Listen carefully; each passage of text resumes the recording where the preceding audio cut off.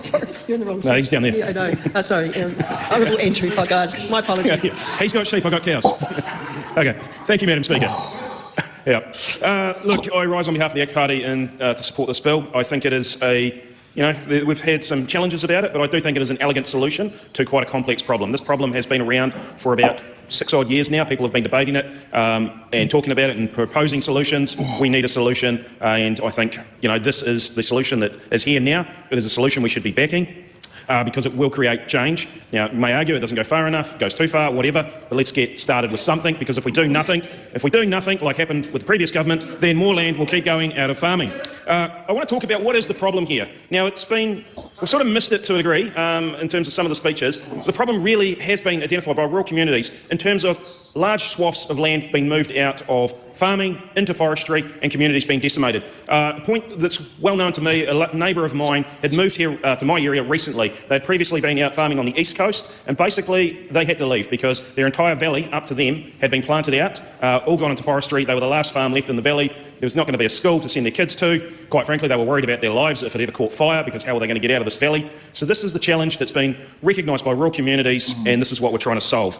In terms of the solution, as the Minister mentioned, farmers really have a problem with anyone telling them what to do on their land. Usually much more unparliamentary language is used than that, but then they also want to tell their neighbour what they can do with their land. And we run into quite a conundrum there as to how do we balance that up. And this is why I think it's a very elegant situation. We're not telling anyone what they can do with their land, but we're saying, if you make this choice, I hope the log prices are good, because that's how you get the return. And it is a case of you will not be getting the ETS credits. So this is basically, it's not telling people what to do, but it's removing an incentive that's creating this distortion as to farming moving into that. And so this is really, I think a really elegant solution. I have heard concerns from the rural community around the transitional measures, and are we properly making sure that, I've heard, I don't know how true it is, but concerns raised that some forestry companies are diverting seedlings that were going to be replanted into land they'd bought after the ban. Hopefully, that isn't the case, and my suggestion to anyone thinking they're going to try and weave their way around this is you might find out the hard way that you don't actually get around it and you might lose out in money. So, Madam Speaker, fully commend this bill to the House. It's been a long time coming, and I thank the Minister for bringing it. And it's probably interesting where he's mentioned the location of the east is probably the Taurua and the Southern Hawke's Bay, because that is a big area that has had farmland to forestry conversions, and that's why you had the McCann Family Trust literally trying to stop many of those farms going into forestry to keep that agricultural part of the community out there, because a lot of their farms are your beef and dairy stock farms, not your beef and sheep stock farms, not your dairy. Yeah, I mean, yes, he will be referring to the Tararua district. But what you see in the Tararua district is partial plantations. I've seen a few full conversions, even just down the road from me, but most of them tend to be partial plantations. So they're already fitting within this guideline that this amendment is trying to create. Most farmers, they don't buy an entire farm just to plant it out with not native trees. I wish.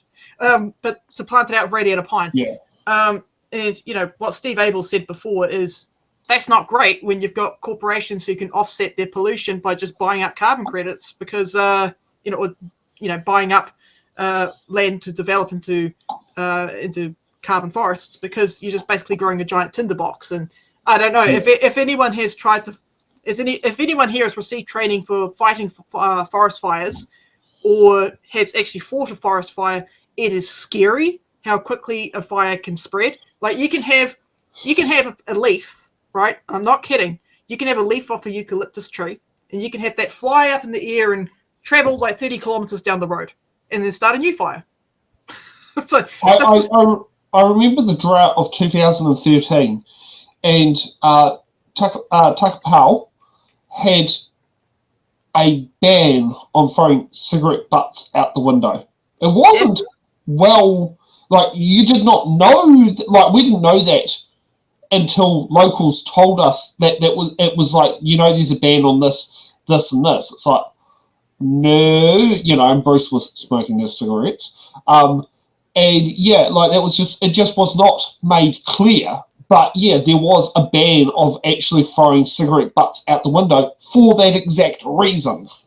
Yeah, I mean, where were you smoking them? Were you just making them on the side of the road? No. This was at one of their harvest festivals. Oh, yeah. Yeah, and it's the one that is in a different part. It rotates across 4 locations every year, and this particular year was at Takapau. Yeah, it wouldn't take much for a fire to get going in that environment. Yeah. But yeah, I'm not kidding, by the way, when I say 30 kilometers drifting along in the wind. That is how far leaves can fly.